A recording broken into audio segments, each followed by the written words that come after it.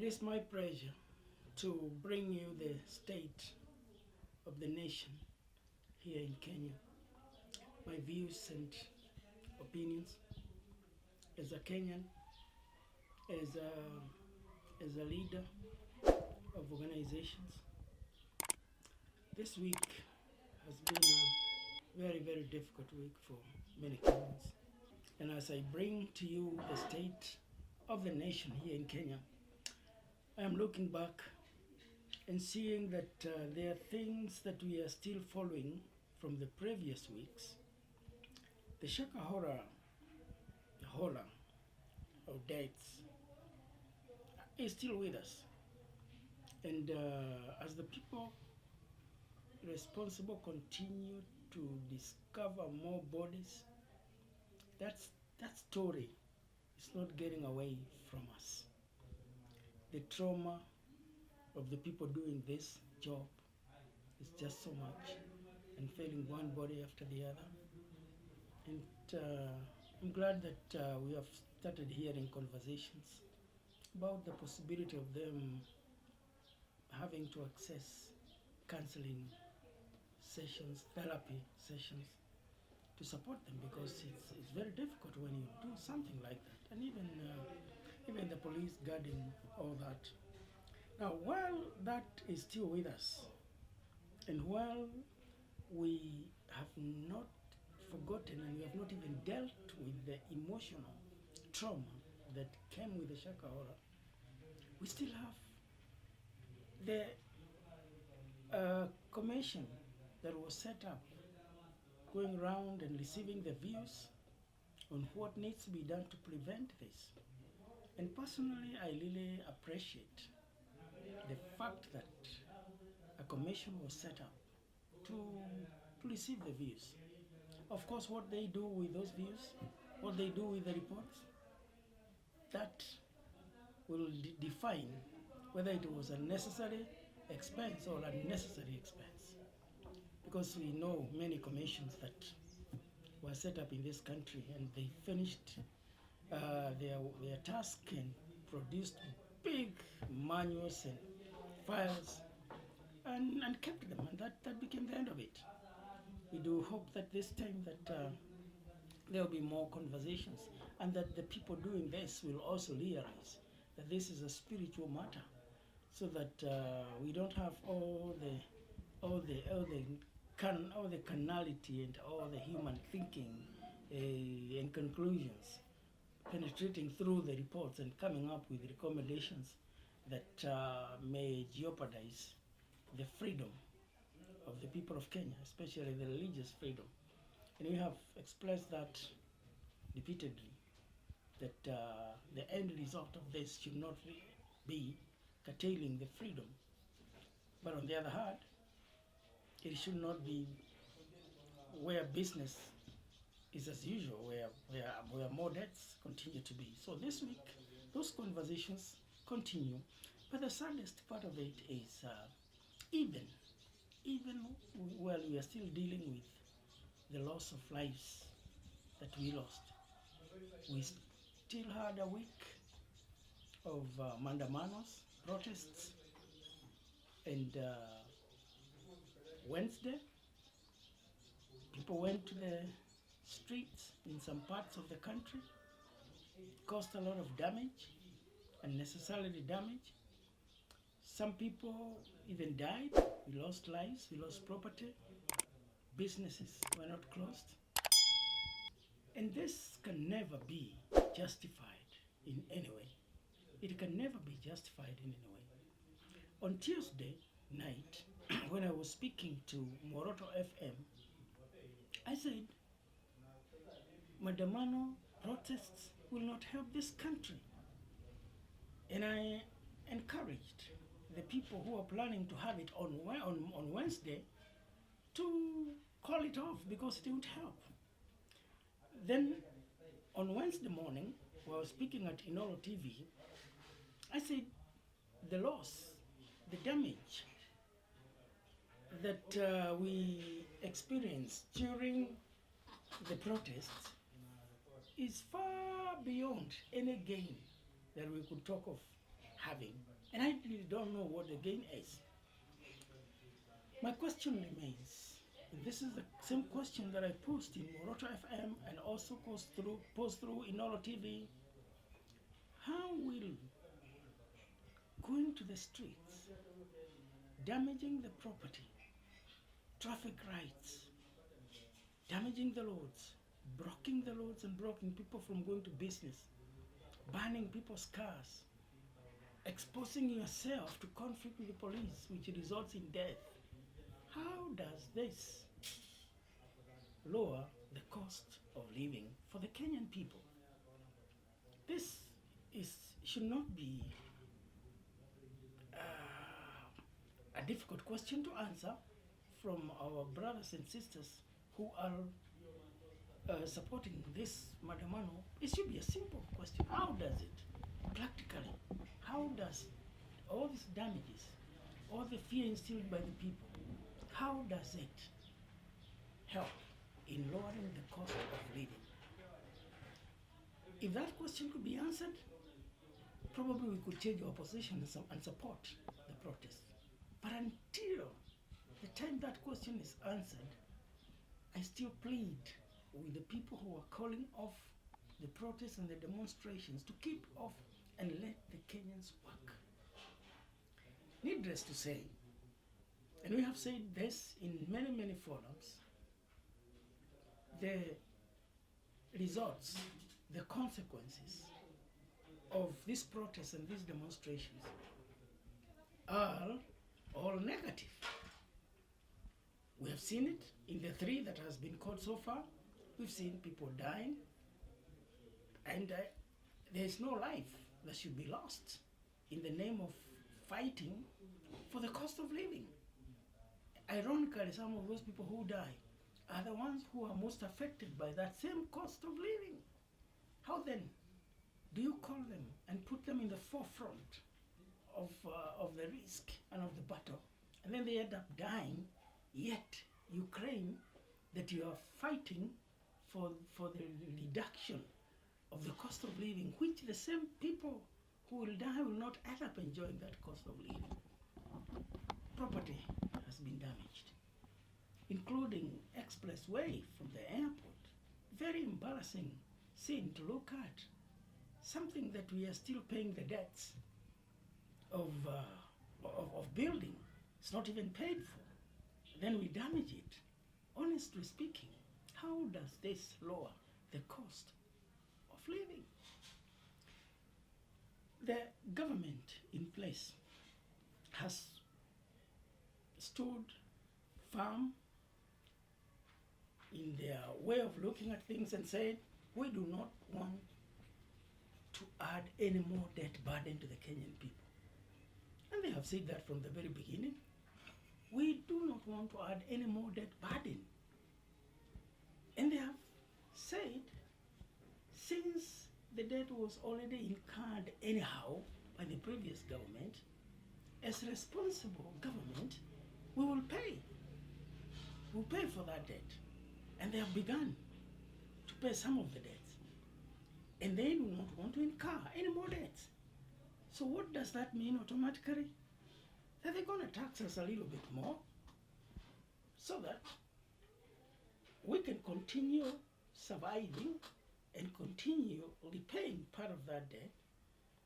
Of course, this is difficult for all of us. Very, very difficult indeed, especially the people who are very low income. It's very difficult, and nobody likes tax. But the rationale, the reasoning makes sense. But now the question is, if we are being taxed to pay for the same infrastructure like the expressway and other infrastructure, and then the opposition comes and calls people and they go and destroy the same, and then they tell the people not to pay the tax. They tell the people, they destroy the same things, the same infrastructure that has been built. I mean, this does not make sense to anybody. It doesn't make sense to anybody. And I would like us to change our thinking where we normally think that when somebody speaks like they are speaking, that it is because they belong to the side of the government. No way. We are not in government. But of course, I speak as the Federation of Evangelical and Indigenous Christian Churches of Kenya, General Secretary. So I represent many churches and I represent many people. I speak as the presiding bishop of Glory Outreach Assembly, GOA, in Kenya, a 32-old Christian ministry, which is helping the orphans, over 790 orphans passing through our hands, helping the marginalized people to drill boreholes, making education accessible through starting of high school and secondary schools, adult education for the children, developing leaders all along, promoting peace. And I actually speak as the current holder of the Dire Peace Award on Peace and Cohesion. So when I speak, I do not speak because I am part of the government, but I speak because I am a church leader who is responsible for ensuring that the government in place succeeds. The Bible tells me to pray for those who are leaders. And even before August 8, the church that I represent, Glory Outreach Assembly, which is an accredited organization by the IEBC, went round providing civic education to the people so that they could know how to vote. And we spent a lot of our time, we spent a lot of our resources. And get me correctly, none, not even a single shilling, was funded by the government or anyone else for us to do civic education. It was funded by the meager resources of our members of Glory Outreach Assembly who were Kenyans, because we believe in our civic duty of ensuring that our people go to election when they understand what they are doing. Then, on August 8th, the Federation of Evangelical and Indigenous Christian Churches, which I'm the General Secretary, again an accredited umbrella body in this country, accredited by IEBC, to provide observers. We sent observers in all over the place, and I personally was part of the observers going around and seeing how elections were being done. So when I speak about the state of the nation and say that we should avoid protests, that we should avoid damaging what we have built, I speak as a person who has participated in putting the government in place through prayer, through civic education, through observing the elections, and as a Kenyan, through participating in the ballot box. I speak as a parent who don't want the children to be affected in their education because of protests. I speak as a grandparent of grandchildren who ask, what is going on? Why is it that we are not going to school? Why is it that we saw people fighting?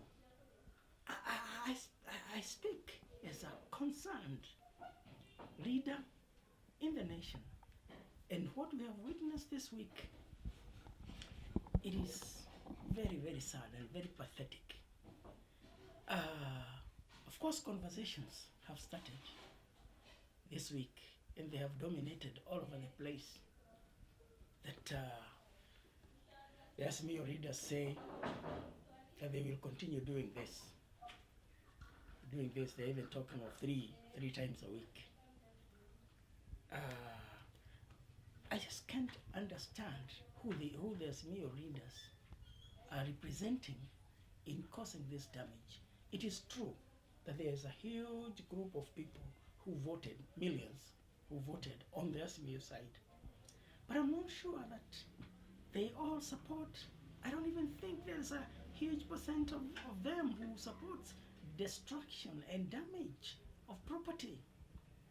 The fact that we will see crowds of people and youths is not an indication that those people are actually against the government.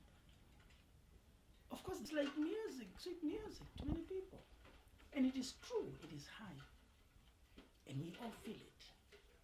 But is the way to reduce it destroying what we already have and spending our tax money to rebuild and spending our money to pay taxes of infrastructure that we are damaging?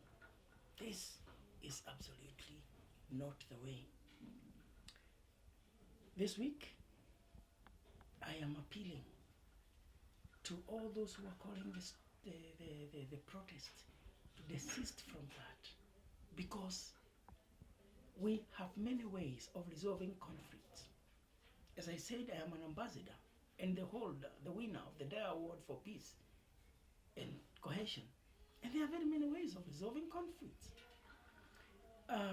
In a democratic society like Kenya is, people go out and vote according to the democratically accepted methods and processes which are enshrined in the Constitution.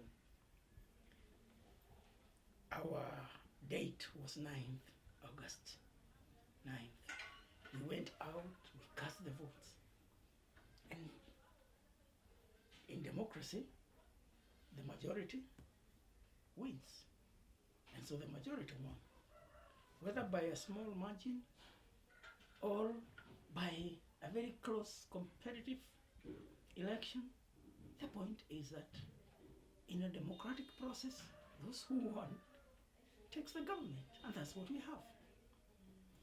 In the same democratic society, our constitution creates room for the avenue of the aggrieved parties to go to court.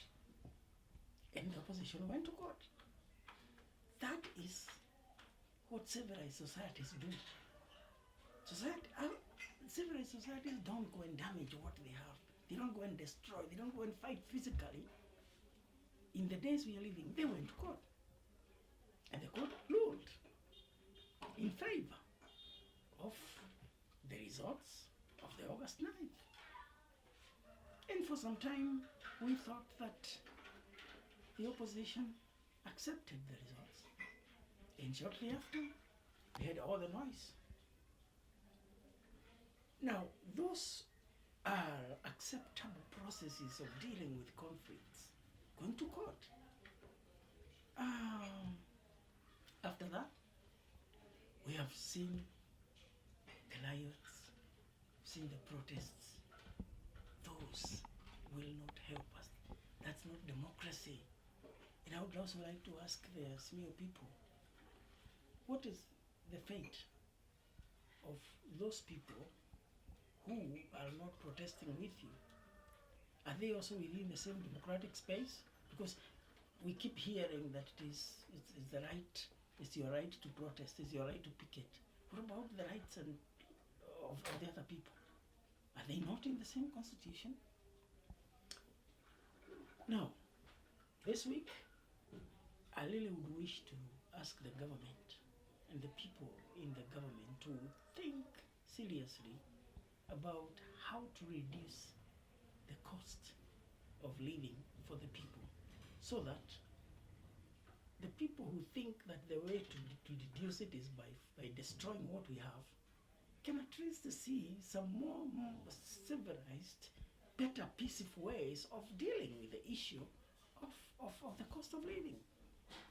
And if you already have plans, and we understand from a human standpoint that it is not a blessing of a button and the costs of things come down, let the communications teams of the government speak to people and speak to us and tell us what are the plans. You know, hope is what sustains people who are in a difficult situation. So it is important to keep the hope of Kenyans alive. The only way to keep the hope of Kenyans alive is the team of the president and the Kenya Kwanza government speaking to us and telling us this is what we are doing, and around this time in the future, the cost of living will come down with practical ways that can inspire hope in the lives of the people, so that we are not taken advantage of by people who remind us that the cost of living is high, and truly it is, and yet we end up not hearing from the other side what is being done. I am one of those who grew up in the days of many struggles and poverty and very, very humble beginnings in the villages of Karatina, Nyeri.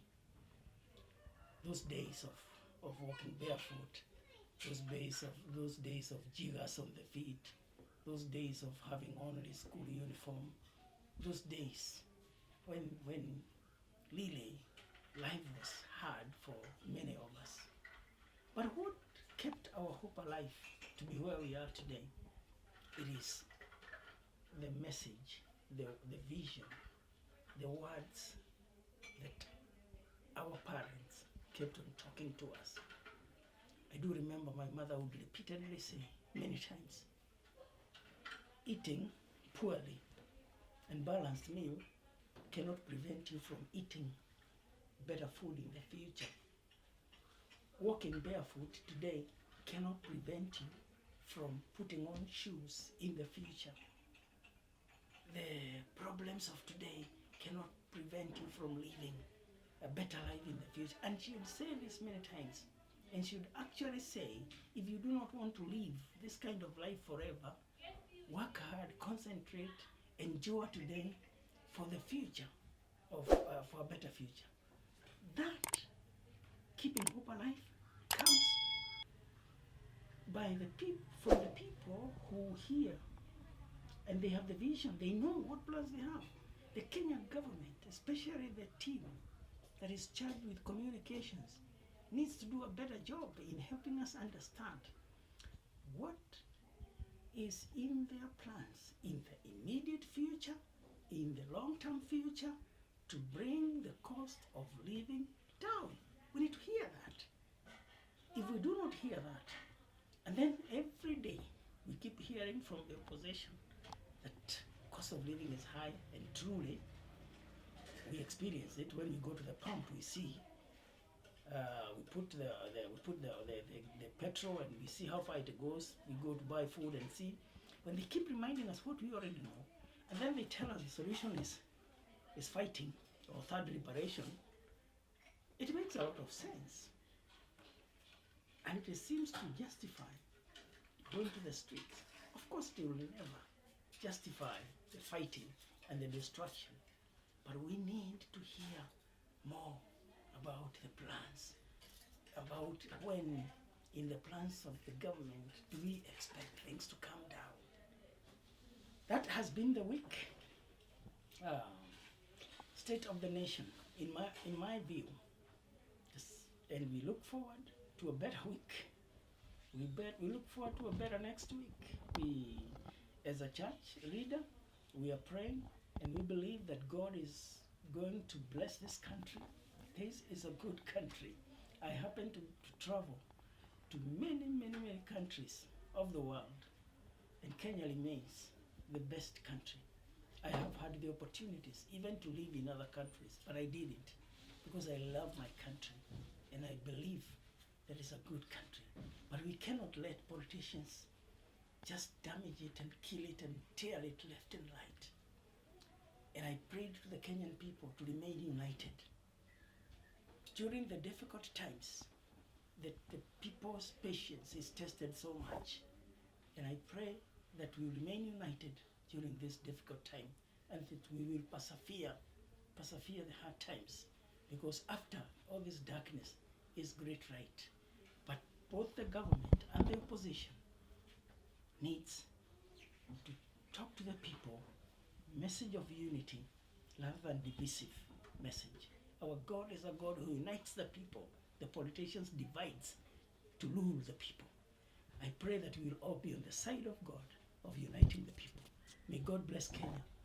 May God bless all the Kenyans. May God bless us with peace. May God bless our nation. May God give our leaders creative ways of lowering the cost of living so that that does not become the source of the conflict. That is the state of the nation. Bishop David Munyiri Thagana. God bless you. God bless Kenya.